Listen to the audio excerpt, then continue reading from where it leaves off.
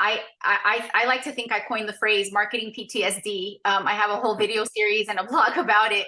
That is what law firm owners have, because they're so targeted by so many different companies. And most of them have had at least one horrible experience where they were sold on something and it just did not deliver the results.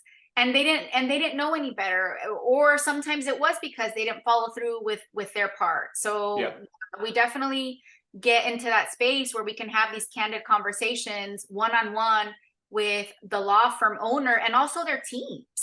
When we do the sales and intake workshop, we have an online course that you can take on demand, which is a great start. But what we really love to do is the actual workshop, because when we do the actual workshop, we meet one-on-one and we have those conversations with the team.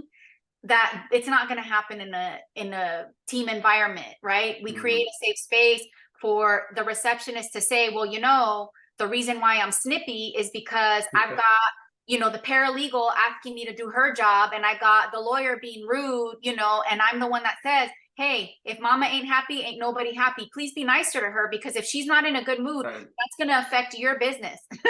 So bring her coffee, right? Make sure she's in a mental space and she's connecting. She is usually it's she, connecting with the potential new customer.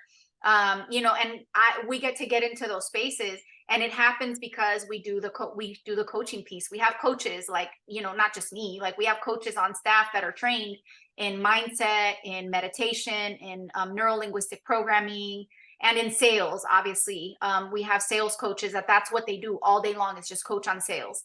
And and these other coaches. So with the combination of those two pieces, we're able to help with the actual staff. And one thing that's cool is, we've even had people that have gone through our workshops and our coaching that have said, oh my gosh, this is actually changing my life. Like, we had one woman a couple of months ago who was like in tears, and she was like, oh my God, I feel like for the first time in my life, I'm able to ask for what I want, like just in my life. Right. And this just was a result of her, hey, why aren't you asking people to pay the consultation fee with more confidence? Well, and then they get into those and again, it happens in those one-on-one coachings. And we do that with the law firm owners too. Like, we've got law firm owners that are not charging what they're worth. We work a lot with PI, where it's contingency and it's free consultation, right? But when you get to that point where you've got to tell somebody, hey, I'm an immigration attorney, Joe Schmo gives you the free consultation. The other guy gives you a $50 consultation. I'm charging you $350. Ooh, that's tricky, right?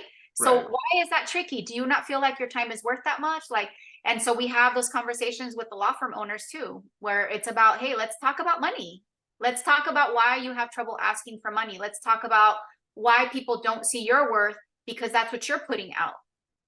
That's like real heavy talk. Like, we've had to have those conversations with some people where they're like, nobody wants to pay me what I'm worth, and they've got the chip on their shoulder, and we're like, okay, what about you expects that? What do you mean? I don't expect that. Really? And then we dig a little deeper, and it's this pattern of, I expect to get my order wrong when I order the restaurant. I expect the dry cleaner to mess up. I expect my receptionist to book me at the wrong hotel. And I expect the customer to not want to pay the consultation. Let's take some accountability. And we do